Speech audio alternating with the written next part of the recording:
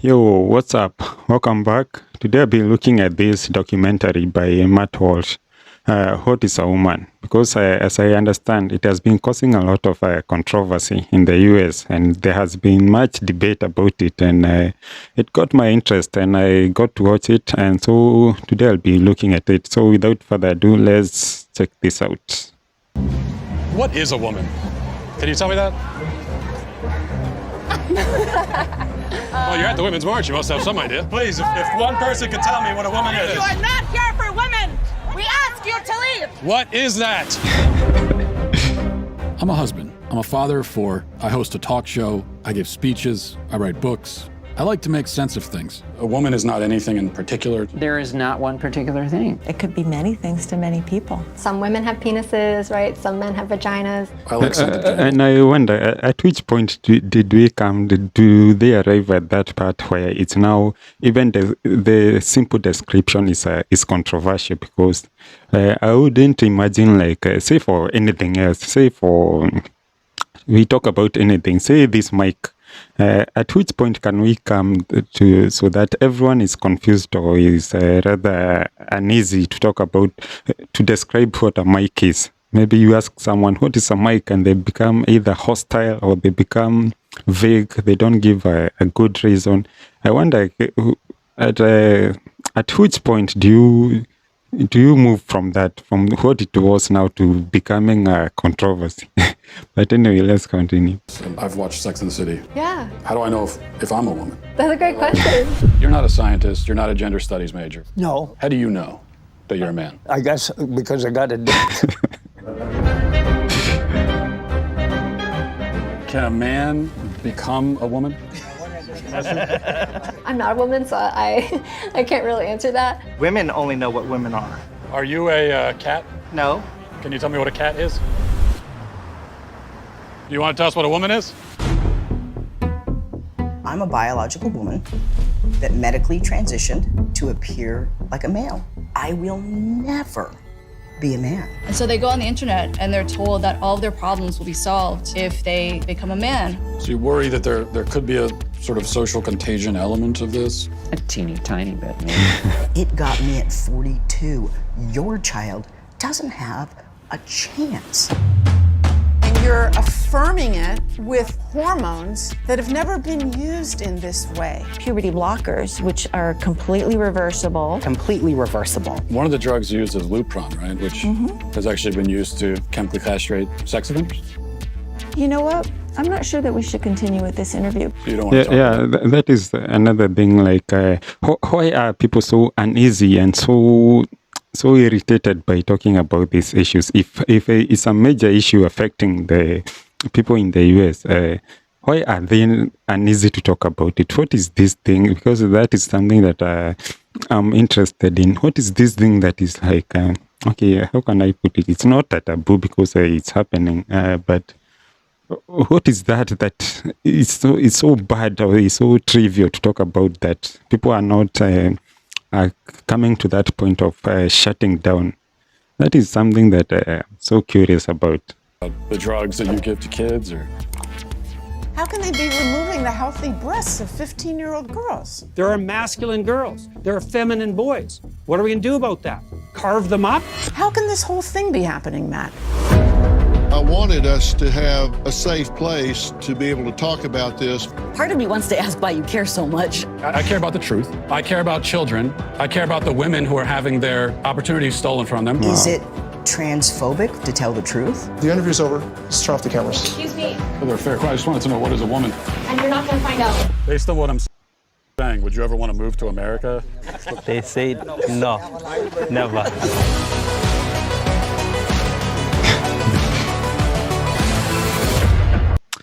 Wow. Okay. Obviously, I've watched the whole film, but the part which got me interested is this part where he comes to Kenya to talk to some villagers about regarding the same issue. Because obviously, as an African, that caught my eye, and that's the part which I'm going to be checking out right here. What does a man do? What are his roles within the tribe? At the role of a man, you need to work for your woman. Secondly, to have children. If you have children and you don't have something to feed them, you are not still a man. And I think that part, even Matt himself, he didn't he didn't get that point, which is also, I think, is very important, especially to these guys, because even in Kenya, they are known to be some of the, in terms of their culture remaining indigenous, they are known to be some of the people who are still holding much of that. So when he explained the second part, I think even it got past Matt. He didn't listen when he said that when you're a man and you can't provide for your family or your children, you're still not considered as a man. No, not biologically, I mean in the culture, in the societal part of it. They still consider, if you're a man and you are not taking care of this of your family, people will say, okay, you are a man biologically, but I hope you understand what I'm saying. You don't qualify, you don't deserve to be respected as a man. That is what he meant by that.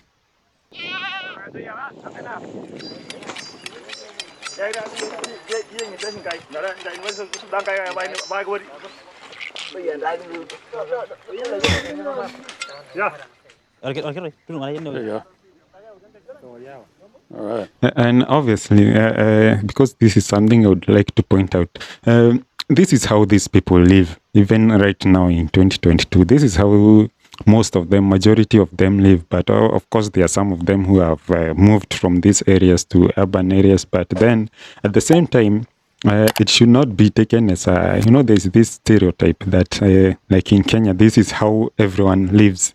Obviously, it's not. It's just but even this tribe is part of them. It's not everyone, and they are a minority part of the whole population of. Because I get sometimes when I watch some of the reviews from other people on YouTube, I see them having this stereotype, thinking that maybe in Africa, in Kenya, the whole country, this is normal. This is okay. I don't want to use the word normal. This is how most of the people live. Of course, the majority of the people, they are urbanized. They live in towns. They have other modern things. The same thing you have anywhere else. There's the internet. There's roads. There's electricity. There's everything. So this is just it should not be taken that this is how everyone or majority of the population is. Okay. That's the blood.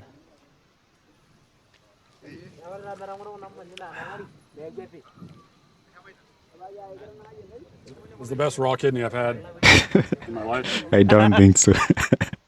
I think he's and this is why I understand that this guy is so passionate about his whatever he's doing that he's willing to go through this eating raw meat to get some of to do his research or whatever. I don't think he's enjoying the meat anyway. What if a man decides that he wants to do the roles of a woman? Kidogro orna yende hikunya lele aines ndogringen gro.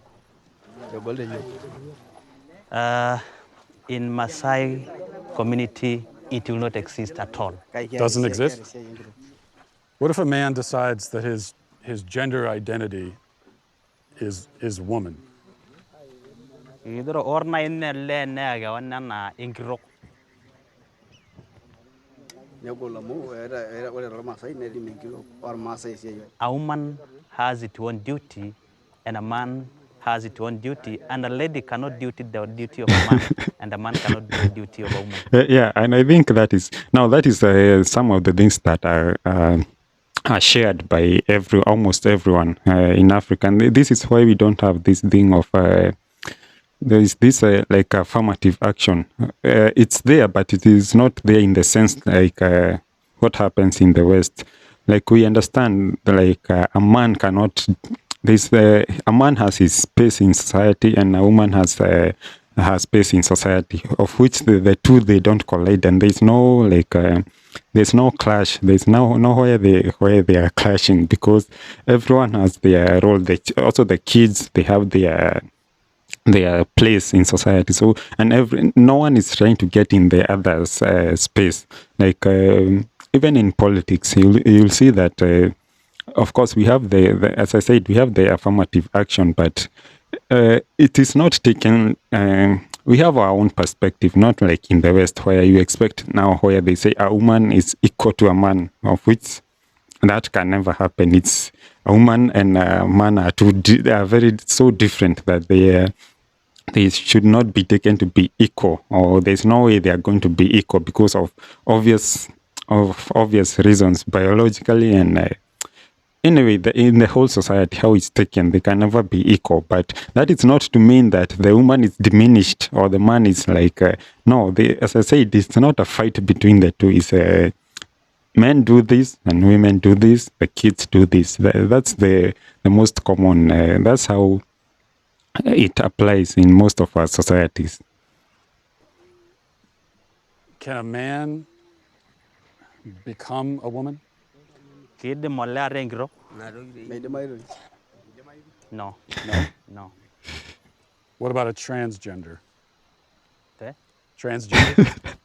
I don't think we even have, like in my own mother tongue, I don't think we have a term for that.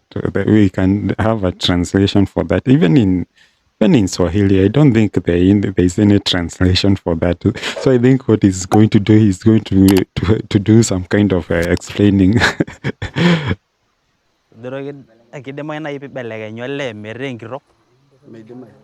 No. No. It will look like if you want to become a lady but you're a man, you have something wrong in your mind. Something wrong in your family, something wrong in you. Yeah, and that is something that okay, I know in the West you can't say this, but in Africa, what happens if you do something like that, of which is not, it's unheard of. It's not common. Okay, it's not unheard of, but it's not something that is happening every day.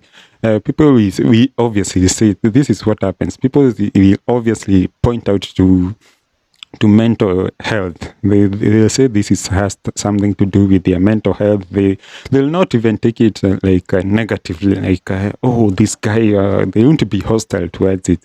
Is that they'll have this laid back approach. They'll say oh, this is some kind of mental illness because they don't understand what is happening. They are not exposed to this. I don't know, there's a clinical research or something. For them, they approach it like just a layman. They just look at it and they say, this is a kind of a mental health problem. What about if someone was non-binary? Come again? Non-binary? You know, when that has no... like someone is... You're not a woman, you're not a man. Yeah, someone is neither. There's something else. Is that?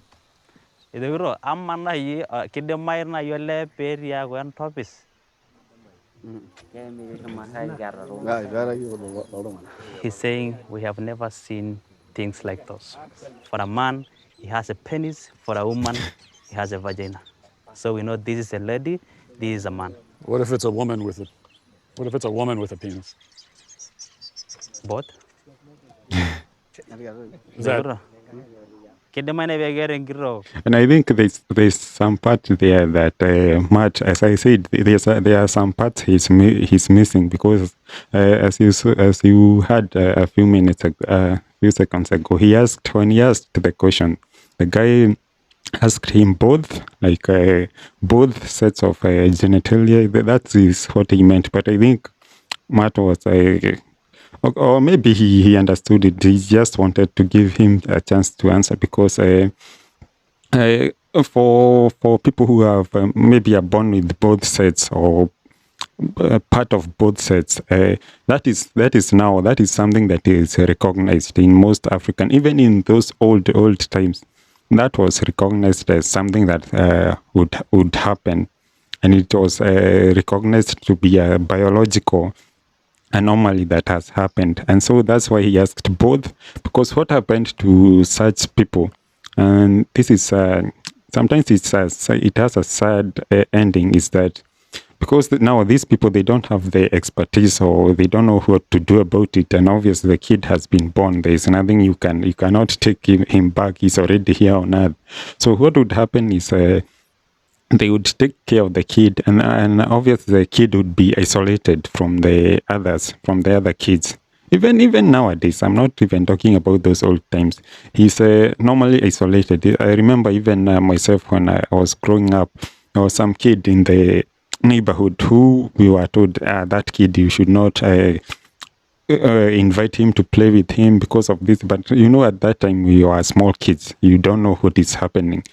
But now later is when you come to find out. So what happens? The kid is isolated and they wait until he reaches maybe 11, 12, and now they can start to see the dominant part of him, whether he'll be more feminine or more masculine. And then from there, now that's when they decide whether to how to raise him, whether they'll take him to a boys' school or whether they are going to take him to a girls' school. And mostly they take them to a day school and not a boarding school because of all the bathroom stations and whatever. And also they have to explain to the management of the school. So when a kid is born that way, is some kind of, it's somehow stressful to the parents. But I know some who have gone all the way, and then later they have found some medical assistance to maybe correct some of that or to deal with that. But at most times it was a sad situation because the kid will be isolated.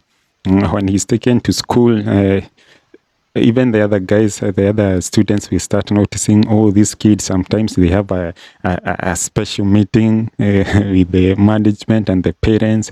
So he's treated in a special kind of way. I hope you understand what I'm saying. And so it also affects him in his as he's growing. It will also affect him. So that is the reason why this guy asked like both, because for the transgender, he said we don't have that. But when he asked both, he asked that because that is considered the I don't know what is it called, intersex.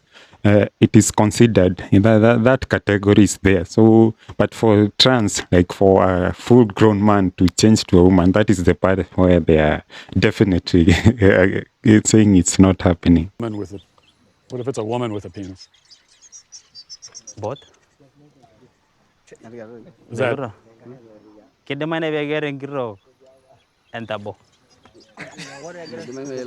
People are laughing. Is that a dumb question? They're just laughing because they have never heard something like that. This is their first time to hear. Never heard it before. A woman have a penis and she is a woman. In my country, I can't go a day without hearing it. We hear it every day. So which is strange, and this is what I say when I talk about some of these things that first world problems, is that because in Africa we don't have that. He's saying in the US you can't go a day without hearing about it, whereas like in Africa, of course we have the internet and anything, but it's not something that is at the top of our heads or something that people are talking about, because it's a non-issue. It's something that's it's not affecting us, or it's not even a debate that is going around. Sometimes you'll hear people say, a man will say that I'm a woman trapped in a man's body, and so they say that I have a woman trapped inside me.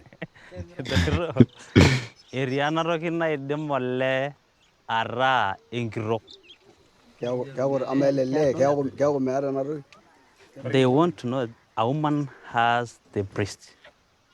Yeah. Secondly, she has a vagina. Vagina. And the question is, does this man deliver? Does he deliver babies? No, not as far as I know. And again, because I have seen some people review this and say that a woman doesn't necessarily need to be like if a woman cannot have babies, it doesn't mean that she's less of a woman. That it should not be taken that in Africa, if someone doesn't have the capability of having kids, is that she doesn't lose her status that she's a woman, and neither does it doesn't affect her gender identity in any way. So that is something that should not be confused It's just, of course, even these guys, they know that not all women can give birth. They understand that, which is, I think it's shared by many people in many communities in the country. The question is, let's say if you want to sleep a woman, definitely you'll do sex. Sex with a woman. Yeah. And you the vagina, is it? But for the man, where do you You ask that question. I don't know. Just look at the guys in the background. And one thing that you will notice, which is another thing I would like to talk about, is the misconception that these guys might be like might not be liking to have this debate, or they might even be some kind of like hostile towards you if you come up with these kind of things. But as you can see, they are very curious and they are engaging, they are asking questions, and they are not even, they're interested. What are you talking about? Because I've also seen in talk shows, in these things in the West, where they think that in Africa, because some of these things are not there, that if you come to talk about them, maybe some people will be belligerent towards you, then maybe they'll be hostile towards you. Because I remember when, what is his name from CNN, Richard Quest. When Richard Quest was coming to Kenya, there was this thing online where people were saying, people are telling him, in that country, and they don't have LGBT rights because, as I understand, he's part of that. And some people are thinking that when he comes to the country, maybe there'll be demonstrations on the roads. There'll be maybe some people that might be openly violent towards him. But he came, I remember, I personally saw him in the streets of Nairobi making his documentary thing, talking about traffic and everything. He even sat down with the president. No one was hostile towards him, unlike what some people would think, that if he comes to Kenya because he's gay, that people will start now coming up against him. No, it doesn't happen that way. Although we don't have gay rights in Kenya, and being all these LGBT is illegal in Kenya. But what happens, and this is a very important point, is that people are not against the whole idea of being gay. That is not what the law is there to be against, because anyway, there's no one who is in jail because of being gay. The problem is societal. It's about the society. It's what they regard to be their thing, and other things that they regard not to be part of them. So this is why we have that law, which was passed. It's not an archaic law, because I also heard someone say it's a colonial law. No, it's not a colonial law. It was passed in 2010 when we have a new constitution. So it's about the society. It's not about the going door to door and finding out who is gay or who is not. No, it's about something that the whole society shares in common, and they say, no, this is not a thing. So I hope you are understanding the difference. It's not about being, we are going to hunt down the gays. No, it's not something like that. So that's why Richard Quest was able to come to Kenya. He didn't face any hostility. Even online, he didn't face any kind of bullying, because the idea is not like being against. It's just a societal thing. So I liked that this guy came and he's talking to these people openly, without any kind of limitation or being told don't ask this, or this is taboo, don't talk about it. Which is you'll notice there's a very big difference between this and what he was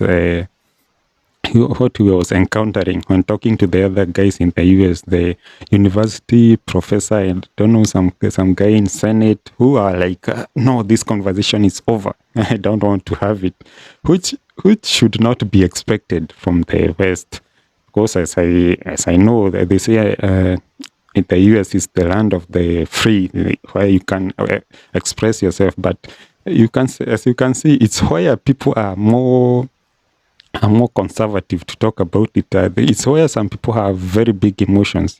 You saw him going to the women's march and trying to talk, and people become openly violent, which is the stereotype that some people have, that in Africa is where people will be more violent. But anyway, let's continue. all the logistics of it. Based on what I'm saying, would you ever want to move to America? They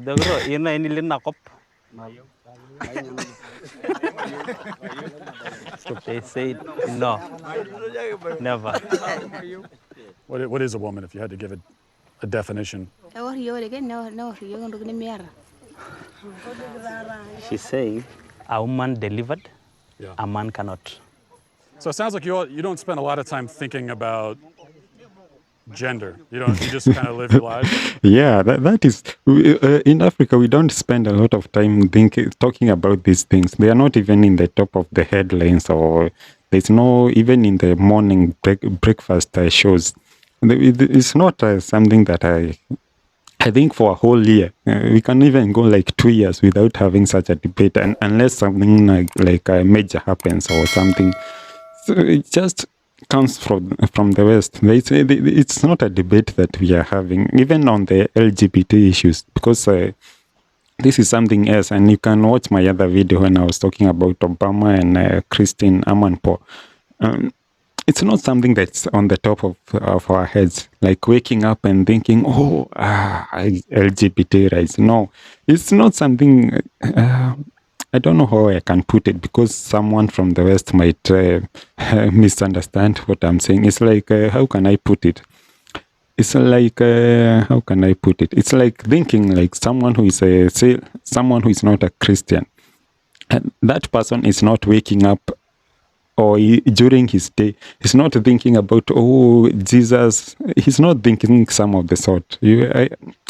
I don't know how to come up with a good example to put that, but I hope you're getting what I'm saying. It's not something that is in our sphere. It's not something that, it's not one of the issues affecting us. Unlike the other things, when we wake up, we know about poverty is something that's on our some of the biggest problems we have, some diseases, healthcare problems, the schools, things like this, the roads, the infrastructure, basic infrastructure. Those are the things that are affecting us. And when you turn on our TVs, there are so many stations, but even if you take your remote and you start switching from one station to the other, they are talking about those things that about the economy, such things. And things to do with society. Now they are talking about relationships. They are talking about, how people are, such things. They are not talking. This is not one of the agendas that can be there. So anyway, let's see. You don't think much about it? He said, no, because we believe that's a God plan. God's plan? He's saying that I'm shocked on what you are telling me. He's shocked. Yeah. Of which is at the same time when they said they are not openly hostile towards him, but at the same time you can see they are like they are getting what he's saying, and they are saying they are shocked, but they are not like that is just he's just expressing what he's gathering from this. He's not saying that, I'm shocked, why are you talking about it? Because I remember in the documentary there's parts where he's trying to interview people, and the people are asking him, why are you concerned about this? Why should you talk? Why are you asking this question in this kind of way? So you can see the difference. As I said earlier, the difference in what you'd expect. In the West, is where this thing is an issue there, and at the same time, they are not willing to talk. Some people are they are not willing to open up and talk about it. So I think it's interesting people don't to think see much this. about gender, but they have a firm sense of their identity. It's clear that gender ideology is a uniquely Western phenomenon. Yeah, that's how I would conclude it. That this thing is a Western phenomenon. It's not something that's. It's not something that I'm hoping. It's not something that will be in one of the issues that will be affecting, or one of the issues that will be having a debate about. Because at the end of the day, these are, as I said, these are societal problems. If someone decides to transition, I don't think that it should be it should be upon them individually. They should not try to change the whole society that now I have decided to transition. So all of you must come along with this idea that I personally decided to do that. Now I'm trying to get everyone on board, and those who are not on board, they are considered to be bigots, to be extremists. I don't think so. If you decide to transition on your own terms, and don't try now to come up and now start pointing to everyone else who is against that. In the documentary, I saw this old man, the guy who owns the shop, where someone now comes to inside his shop. Where now I think that is a problem. If someone is so insecure about themselves that now they are willing to even go inside someone's shop and start attacking them for their own opinion, because that old man in the shop is not going out in the streets and having placards or something. They're talking against these people. So when this person goes inside the shop now to attack him, it shows then it's him who has, okay, I can say him because I'm in Africa. It's him who has a problem, not the old guy. The old guy is just chilling in his shop. He puts up a sign. If you see it and you're offended, you just move away. You don't go in to attack him, just like anything else. Like in any other business, if you see something that you're not happy about, you just move along and find the next business that is willing to cooperate with you. You don't just go in and start attacking them. Just like a religion. If you are from a certain religious sect, and I say, for example, if you are Christian, you pass by a mosque, you don't go inside the mosque and start attacking people. Or if you are Muslim, you pass by a church. You pass the church and go to your mosque wherever you go. You don't go inside there and start now challenging them. For what reason? What will you achieve by that? And also at the same time, do you think that approach is the one that is going to bring any positive outcome, that now attacking people, or like I said, some people refusing to answer questions for an interview which they agreed to have now, and they knew the topic that was going to be discussed. Do you think by saying the interview is over, or I'm not talking about this, do you think that is the thing that will bring a positive outcome? I don't think so. So anyway, I like I like, as you'll see in my other videos, I like talking about some of these things because I know in Africa, of course, we are far behind in development, but I like talking about these issues because I know in future there will be some of the issues now we will be talking about, because something happens in the West and we follow behind. But anyway, just go in the comment section and let me know what you think about this, or what you think about what I have expressed so far. So until next time, be safe. Peace.